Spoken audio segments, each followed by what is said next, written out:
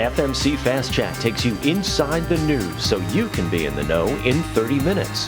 Hosted by Fair Media Council CEO and Executive Director Jackie Clement, Fast Chat features notables in news, media, and business.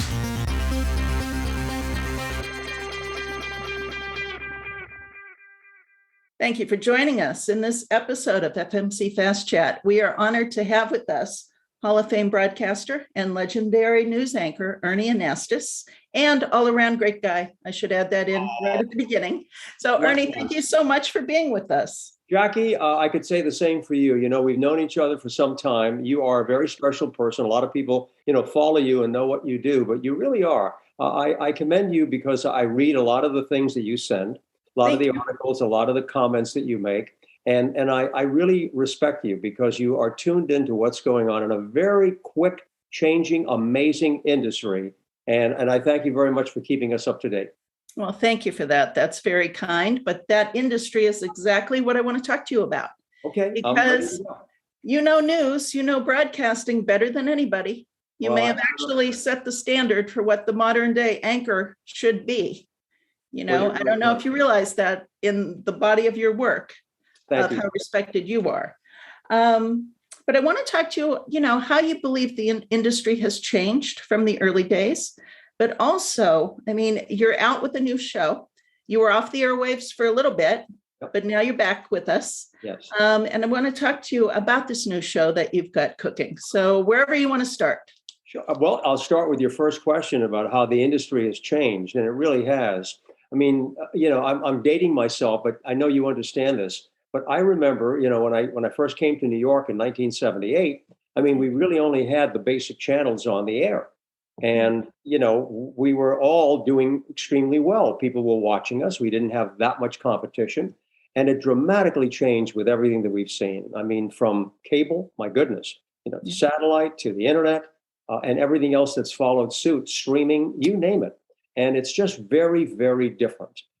There's a lot of good to be said about what it was like before, because people would watch a 6 o'clock news. They would watch it for a half hour, which was your local news in the market. And then at 6:30, you had the network news. And then at 10 o'clock or at 11 o'clock, that was it. We really didn't have that much activity, morning shows, afternoon shows, 24/7. So that's changed dramatically. And I think what it's done, it's taken away a lot of the community, the sense of community.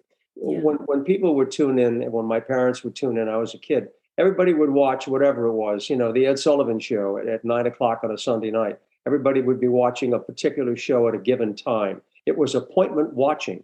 Now everything has changed. It's all on demand. And people want that. They just want to say, I want to see that when I want to see it, and I want to eliminate commercials. It's just an overthrow of everything that we've done in the past. But a lot of it is good because, when I've been on the air, we've had breaking news. Many times I'd be sitting there and, you're on the air for hours following a breaking story and looking for background information. If you have this in your hand, all you have to do is Google up some information, fires in New York, and you get a whole rundown of all the, if I'm covering a fire, all of the fires in New York. Whatever it is, the information is incredible. And I'm honored to be part of that and to have experienced it. I think it's great. The problem, Jackie, as we know with a lot of things in life, is something called abuse. And when we abuse this power and we use it in a negative way, and we could start talking about everything from bullying to misinformation that's put across. There's a plethora of information out there that really is disturbing. And I grew up in the Cronkite era. Walter Cronkite was a very dear friend. He was a mentor in many ways. And I remember sitting there talking with Walter, and he was very careful about, sources, making sure that we were accurate, that we were fair, and our information was correct. We would never go on the air with anything that would be called a rumor. Where today, reporters are filling the time, but also reports are coming in from social media that are saying whatever, and they're saying, well, this is a social media report, and rumor has it that this is going on. They never would report that years ago. Today, almost anything goes. But I don't like to be negative. I like to be positive, you know that. We know, You yes. know, it kind of leads me into, what I'm doing and why. When COVID, really broke and things were moving in 2020, I was still on the air on Fox 5. I was doing the 6 o'clock news and I loved my program. And I had a wonderful time, and Fox was very good to me. I did the news, but we also had a lot of interesting stories that were part of my 6 o'clock. Right. Stories that, were different and were uplifting, but were informative. They had a lot of meat to them, but they were good interviews. And I enjoyed it. Well, I was on the air and we were doing pretty well. And then all of a sudden, this whole thing called COVID, which changed the world. And so, I had to do some thinking. And they were changing things around. They were doing a lot of remote broadcasts and so forth. And I decided that it was time to sit and talk to Fox, and I had time on my contract, and we came to a nice agreement. I wanted to take a year, and I wanted to do a program at Harvard Business School. It's a leadership program, but there were several courses involved over the course of the year, each semester. So I did it. And that was an experience because, you talk about how education has changed, and I love education. But I mean, I would get up in the morning at 6 o'clock and we would do a conference with students and professors from different parts of the world. We'd be talking to somebody in Hong Kong and somebody in China and someone else in Paris. I mean, it was just incredible. But I learned a lot, grew from that experience, and took advantage of that time that I had off. And after that, I said, I really want to focus on positive stories. Having done the news for 4 decades in New York, and prior to that, I was on the air in Boston, Providence, and Chicago. And so, it's a lot of years of covering solid, hard news. Yeah. And I wanted to spend my time now focusing on how to help people, how to improve life, how to turn things around, how to look for solutions rather than just dealing with the problem. Let's talk about the solutions. And so I came up with this program, Positively America. And we have produced 26 programs. They're half-hour shows. We started about a month ago. We have 26 shows. We have about 23 of them already done and produced, and all of the B-roll and the music and so forth. And so we're on the air approximately, the last count was about 175 stations around the country in different markets. Now, I'm going to go back again to appointment viewing, versus on demand. Even though we're on the air on a lot of stations around the country, people want it on demand.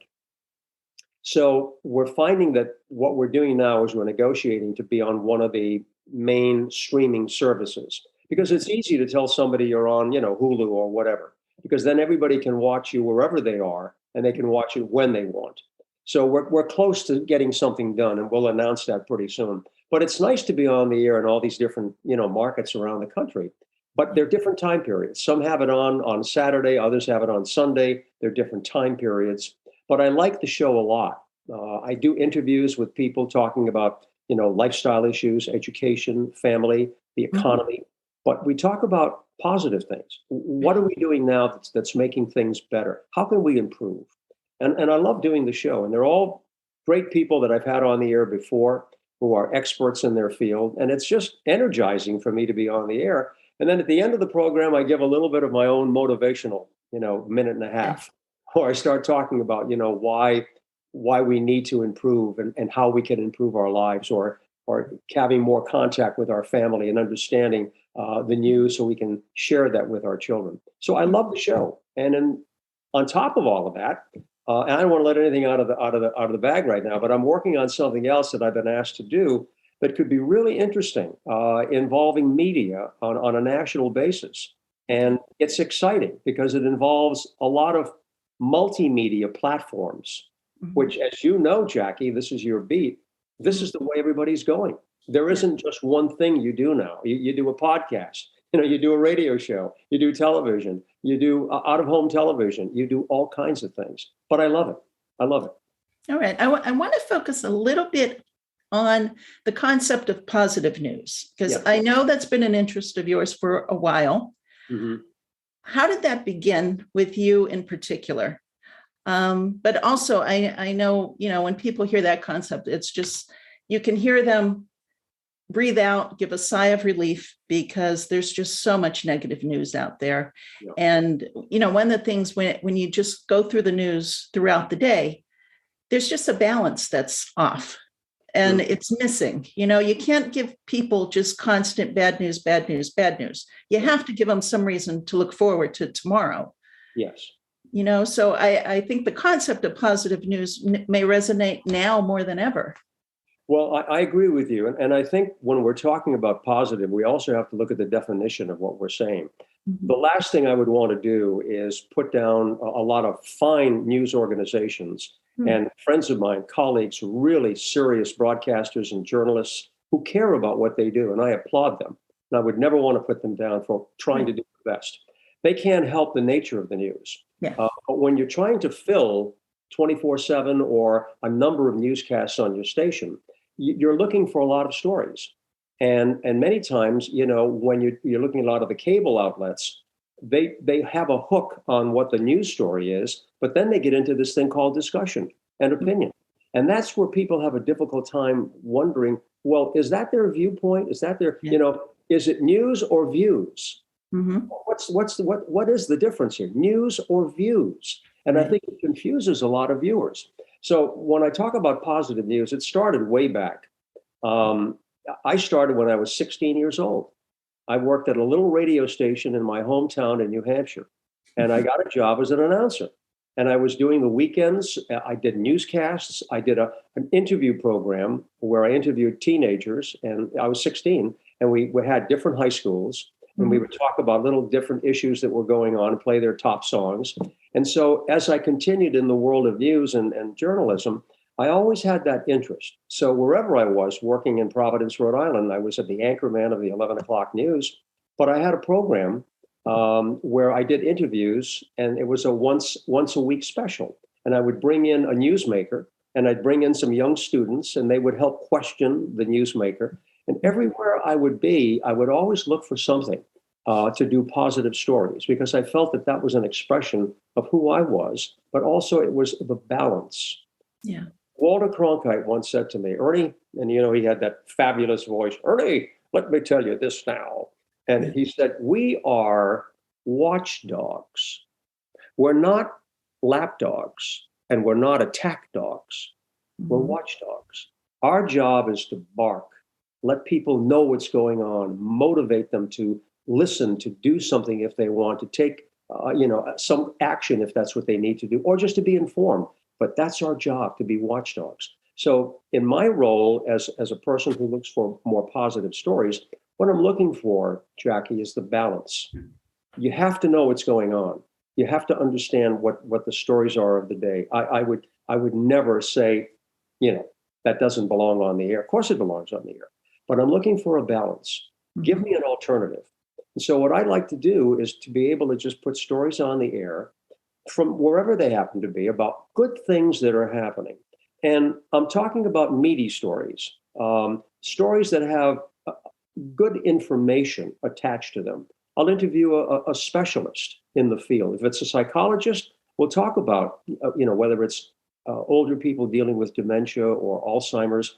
What are the real changes? How do you deal with them? How do you make it better? How do you bring love and care into a family? Not looking at just the negative side of it. Gee, this is terrible. This is awful. And showing that angle. So that's, to me, that's what positive news is, to be able to motivate people, to help them, to give them an idea that there is another side. It isn't all one-sided. And we all look for relief. We all need that relief. Yeah. And I think that it's very important that you point that out, because I think a lot of people think if you say positive news, you're either talking about publicity for someone or just fluff, where there's no real value to it, but it may make you happy for a minute, or it may make the person happy who it's about more than anything. If you start looking at some of the research of what people are watching these days, and I'm not trying to plug any channel, but a lot of people, and I've read a lot of the research, are watching the Hallmark Channel because they're love stories and there's no violence. There isn't anything that's really offensive there. They're watching HGTV because it gives them an opportunity to see structures being put up. They're looking for the alternative to just being bombarded every day with negative stories. And if you watch the news, it's one story after another. And I know many newscasts try to have a little feature story at the end of the broadcast, which I think is great. But I'm just saying that this is an alternative. If you want to see something different, hear something different, then you can go here. And I think we need that. With so many choices today, I think that it's needed. Yeah. Now, break it down for me a little bit, though. So from your perspective, one, what makes a good news story? But also, how do you make a news story good? Okay. I think the way you make a good story good, and I keep going back to my friend Walter, God bless him, because I spent a lot of time with Walter. When I asked Walter, how do we decide on a lead story? And he said to me, you think about how many lives this story impacts. How many people are affected by this story? So if we bring it into today's coverage of news, you stop and you say, what are people interested in? If it happens to be a social issue, if it happens to be children who are, let's say, bullied, and how they deal with it in school or how they deal with it on this medium, then you find people who are really well-read, well-versed on the subject. You bring them in and you talk to them about what can be done. Are there positive stories out there that have worked to avoid this problem for children? I don't have to tell you the statistics. So many kids commit suicide because they're being bullied. When we were growing up, if you had an argument with a kid, it was in the schoolyard. Right. Now it's on the internet and everybody can see it. And there's manipulation of video, putting a face on someone else's body in a different place. These are serious problems, but we have to deal with that. So a good story involves a story that affects a lot of people, good information that is well researched, and information that you can use and you can apply to your life. And I also believe in giving people a place to go. When you finish a story, you should say, if you want more information on this, here are 2 websites. Here are 2 good books that you can read. So it's a form of education. It's a form of informing people and educating them on a particular topic so they can grow and learn and, be better. Yeah. Okay. Now, let me ask you, Yes. We're really going to break it down to the fundamental foundation right now as I see a lot of younger people in news struggling with this, and I see a lot of educators struggling with this who are teaching future journalists. Yeah. How would you define news? It's changed. News is, who said news is the same thing that happened yesterday, but to different people. And it's repetitive. Unfortunately, it becomes repetitive, and it shouldn't be that way. Sometimes, you like to look for something fresh. But to me, news is something that people want to know about what's going on in their community, going on in the world, how it impacts their lives. And there are stories that really should cover a wide range of information. And the problem today with defining news is that there's so much of it out there. Try to remember the author, but he wrote a book called Information Anxiety. Okay. And it was a wonderful book that I read. His name will come to me shortly. But it was a terrific book. And he was talking about how people are just so confused by everything that they have available to them that they're not sure of where the truth is. That's the problem today, Jackie. You've talked about that. Where is the truth? And that's confusing a lot of people. I interviewed someone on the air, a fine social scientist. I think she was from Harvard. She was wonderful. And I said, what's the problem? Why are we so upset? Why are we so stressed out these days? And she said, you know what? I'm going to narrow it down to one thing. I said, go ahead. We have too many choices. No. And too many choices confuse people. I mean, everything. Have you been into a drugstore lately to buy some toothpaste? Forget trying to pick out a light bulb in Home Depot. It's incredible. I mean, really, and there's an additive, there's a new thing. It's like it makes you, so people feel anxious because they're not sure if they're making the right choice, the right decision. They buy something, they choose something, and then someone says, yeah, but you should have done this, you should have tried that. Oh, the new thing is out. So it's confusing to define news these days. I mean, fundamentally, it's something that people, need to know. I mean, to be informed, particularly of what's happening.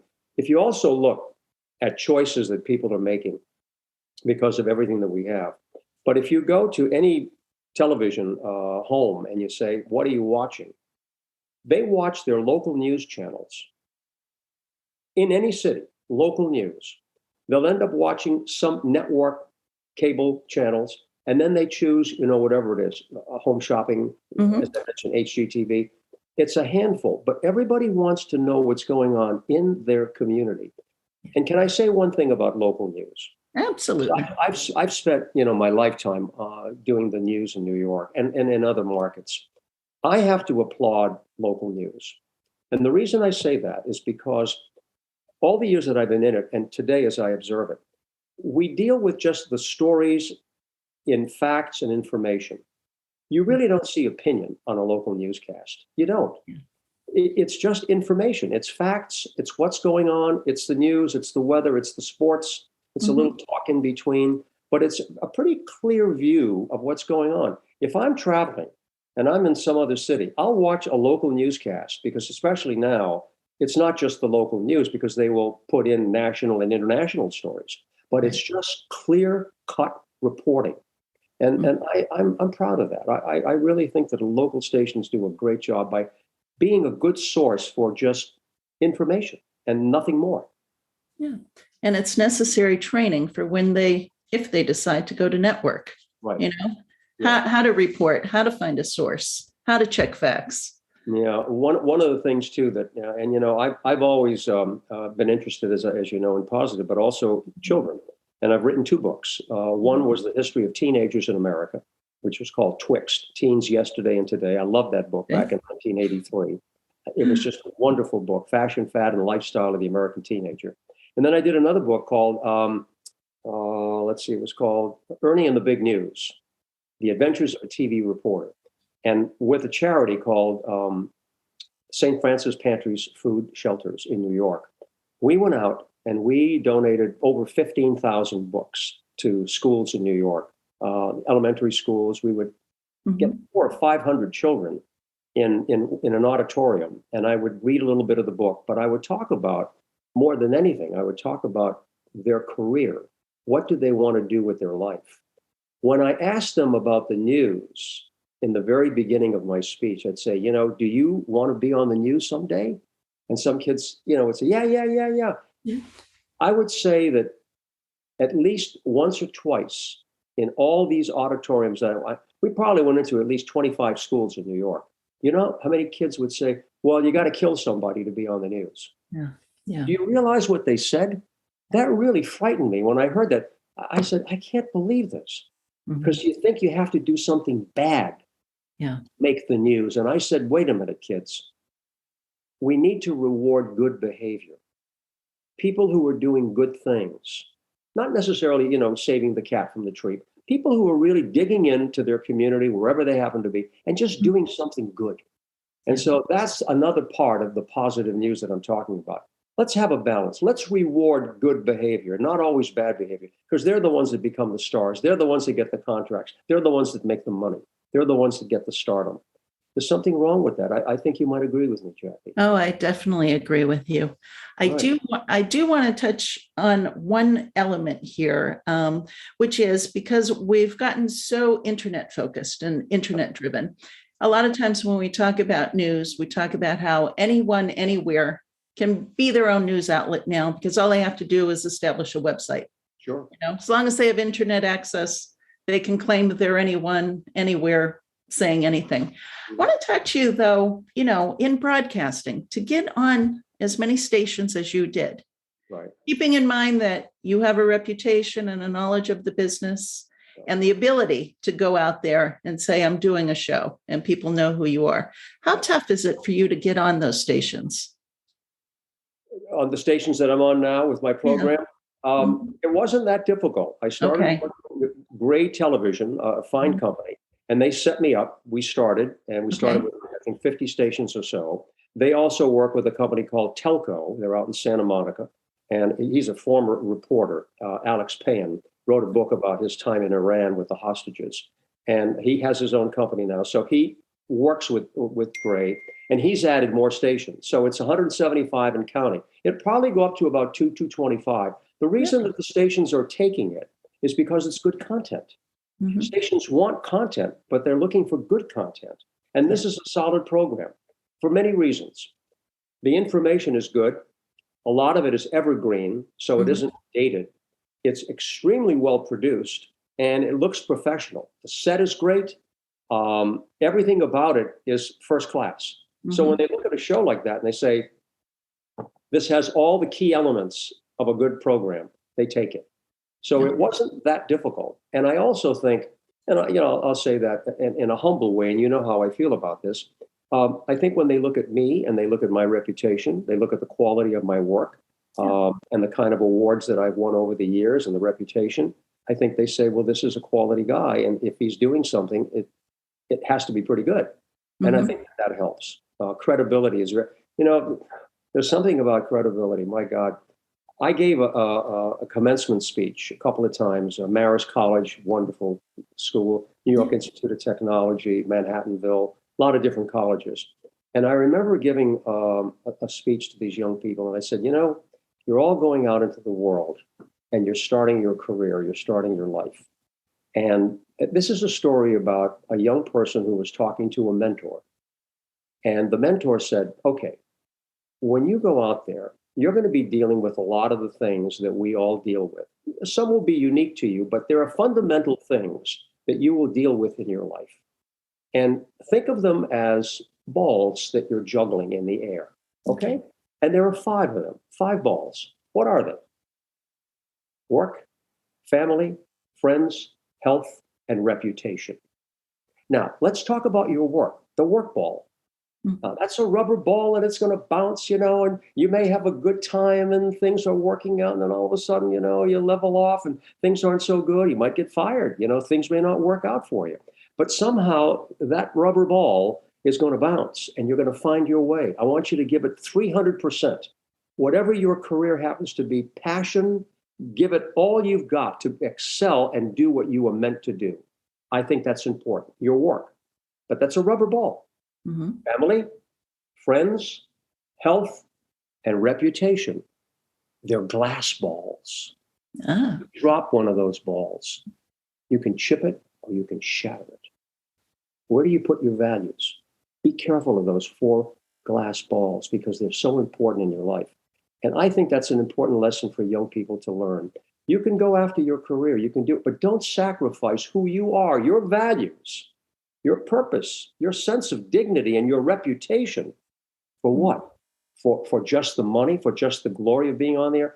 Jackie, I have worked with so many people in this business, names that I will not drop, who have told me I have a shallow victory. I'm a big name, made a lot of money, done this, done that, and so forth, but they're not happy with themselves because they've ruined their lives. Bad relationships with their spouses, with their children, their health. They've ruined their health. Yeah. They've done other things that got them into trouble. And, I've worked with a lot of that and I've listened to it. And I'm not saying better than thou. Trust me, I'm not saying that. I would never say that about myself. But I think young people need to hear that, especially going into broadcasting, because there's this stardom thing that everybody's looking for. You mentioned the internet. Everybody wants to be, the next, Bieber. Oh, wow, I can make it. But be careful with that, because when you're not on television, when you're not on the air, right? Who are you? I was told a long time ago, and I believe this, I give the TV screen life. The TV screen doesn't give me a life. Because I believe that screen, that medium is identifying me, is defining me, I'm going to be lost when I'm not on there. And that is the sad thing with a lot of young people who just go for the glory of, I want to be a star. No, it's okay to be on TV. It's fine. It's a nice thing. It's a great kick. But don't lose sight of those 5 balls. Very, very important. I think what you teach comes across in everything that you do. And it's interesting to me because you come across as authentic because of that. And that is one of the key things that people talk about, but very few people understand it. So thank you for doing that. And I appreciate you explaining those stories because it really does help not only define you, but it also defines how you do what you do. Yeah. And that I find interesting. So I do want to ask you, though, For people that have stories that you may be interested in, how should they reach you? Yeah, there is a place where they go to, and it's called info@positivelyamericatv. No, .tv.com. Okay, so let me do it again. Okay. Yeah, info@positivelyamericatv.com. Okay. All right. I want to make sure that I got it right, because you know what? We set it up. No, we did set it up, and I wanted to make sure that it was the right thing, because sometimes, and people have been writing to us, and I love that. Hold on one second, and I will find it and make sure. Ask me another question while I'm looking this up. Okay. Yeah. I've got 2 more questions for you. Sure. All right. Your stint at Harvard. What was the biggest thing you learned there? Okay, here it is. I was right. info@positivelyamericatv.com. Got it. Okay. If they go to that website, they can send information. Mhm. We'd love to hear good stories, and we will answer them back and keep them up to date as to where they can watch. But that's where you go. I wanted to make sure that it was right. info@positivelyamericatv.com. Perfect. Okay. So your question was, what's the best thing I learned at Harvard? Yeah. You know, I think what I learned was the professors that I had, and I listed them. They were excellent. The professors that I had, to me, were very genuine. They were very real. And what I liked was their experience that they had in the world of business and communications. Many of the professors are not just educators. They've been out in the real world doing a lot of good work. And so when they spoke, about different issues, different things that we were involved in, it was, to me, a learning experience. And in many ways, it was better than the textbook, because they were giving me stories that made sense. And it was practical. It applied to what I was doing. They also brought in a lot of other CEOs who were very successful at what they were doing, and other people who were just starting up and what they were learning. There was a great exchange. So what I learned was I appreciate more than ever people who have been out there and doing the real thing. Teddy Roosevelt once wrote about the person who's in the arena, who understands, the fight of the day, whose face is marred and bloody. Mm. Who understand, and it's not the critic, but it's the person who really goes out there and does the work. And I love that. I love that a lot. This David Garvin, we had Rebecca Henderson, George Seraphim. These were wonderful people who gave to us practical experience and how to apply it. And I think if I were to bring in one word of what I learned at Harvard that was important to me, listen. If you want to be a good manager, if you want to be a good leader, listen. Help other people become leaders. Guide them into that leadership. And that's your role as a leader. But listen. You know that old line, if you keep your door open, you'll find solutions. If you keep your door closed, you'll have problems. So you have to listen. And I think that takeaway from and on top of all the other great information that I had, and I've got stacks like that of folders that I've saved, things that I hope will apply someday. But I think it was listen, pay attention, learn, and help other people to become as well. Okay. One final question, because we have to wrap up. We're already at time. Okay. Are you ready? Sure. What's the best part about being Ernie Anastos? Appreciating the fact that everything that I have is a gift. I'll get spiritual because I do believe. And to me, it's a gift. And I'm grateful every day for what I have been given. And I want to reflect everything that I have. I think there was a wonderful quotation, Irma Bombeck. When I die and I face God, I want to say, I don't have anything left. I've used all the talent that you gave me. Wow. I want to use it all.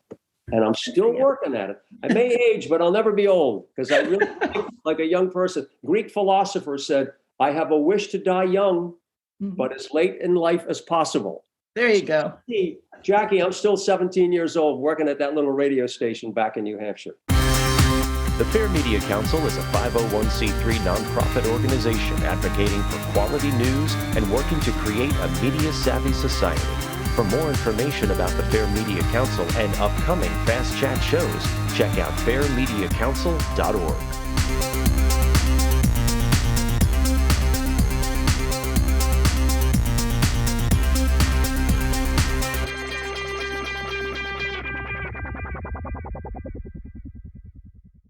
This podcast is a part of the C-Suite Radio Network. For more top business podcasts, visit c-suiteradio.com.